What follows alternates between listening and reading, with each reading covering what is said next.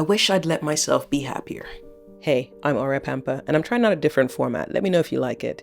I thought I'd just do some of these conversation series, which would involve less editing, but me sharing more heart to heart. We'll see how that plays out.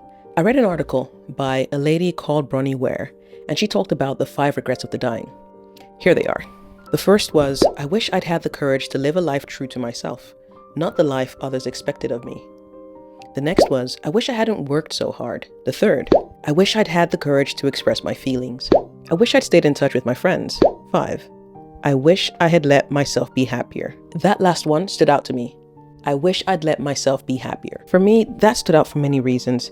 I'm generally a happy person, but there have been times when certain circumstances or situations would occur which would make me less likely to be that happy person, and which would cast a cloud of sadness over everything, even when I was being faced with positive things. Let me give you an example. So a while back, about the time when I left my full-time job to pursue this entrepreneurship thing full-time, I had some money saved, and I thought, okay, it would be wise to invest it somewhere and, make a good return from it.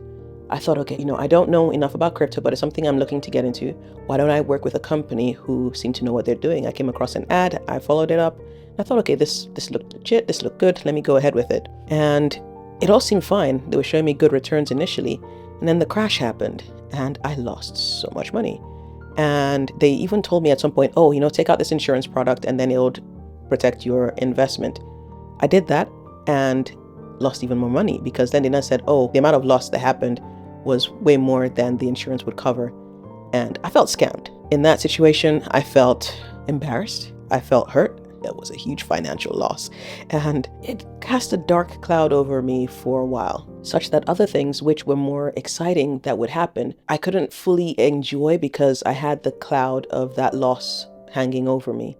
At some point, I had to realize, okay, look, I can't continue like this. I can't continue not experiencing joy because of this thing that happened. Yes, it was weighty. Yes, I did lose quite a bit of money, but at the same time, there were things that were going well in my life. I had friends and family that were doing exceptionally well. They were alive and well. I had many bits of good news. I started working towards my purpose, which is something I've been wanting to do for a while. When I say working towards my purpose, I mean working fully into my purpose, and I'm really grateful for that.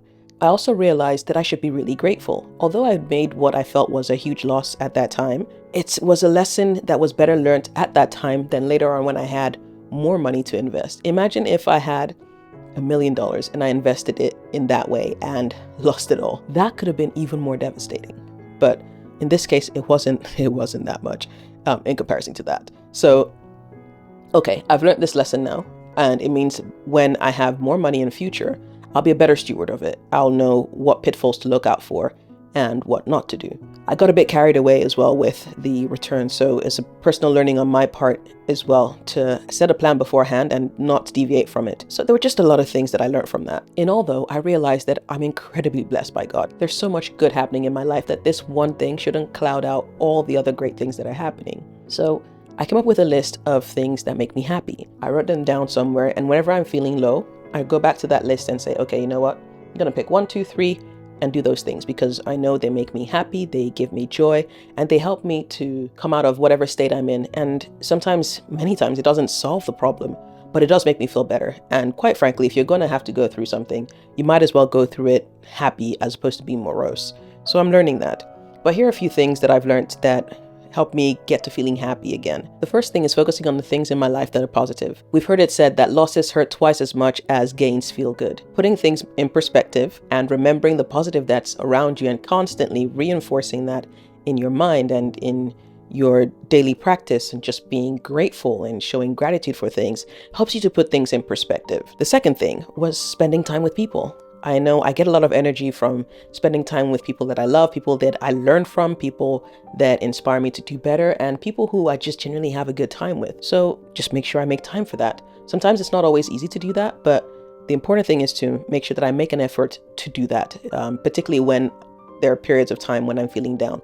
It could be as simple as calling someone on the phone, whether a video call or an audio call, Or I also watch inspiring content on YouTube from people that I admire, people who inspire me to do better, people who are encouraging. And when I do that, it lifts my spirits. And the third thing is doing things that make me happy. Simple things like going for a walk, or treating myself to my favorite meal, or spending time with friends and family, or dancing to music by myself with no one else looking. I just enjoy myself. But yeah, these are things that make me happy. And I realize going through some things that may not make me happy, I mean, it's a fact of life.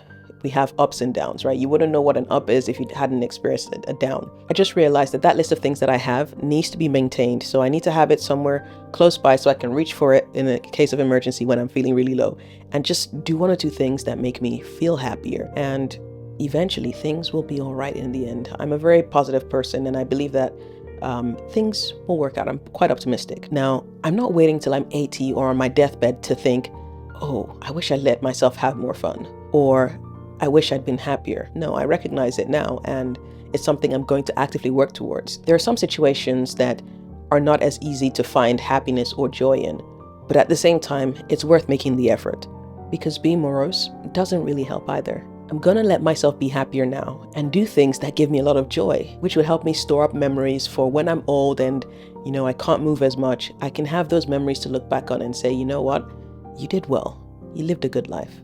You enjoyed yourself. You let yourself be happy. That for me would be a great thing to realize when I'm 80 or on my deathbed.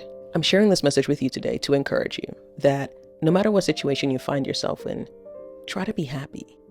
Try to find things that give you joy and work on focusing on those things as opposed to the things that make you sad or unhappy. Life is tough, but you can make it that little bit easier by deciding to be happier. I hope this message blessed you. If it did, go ahead and leave a like, subscribe, and share it with someone who you think it could help as well. All right, I'll catch you in the next one. Take care. Bye.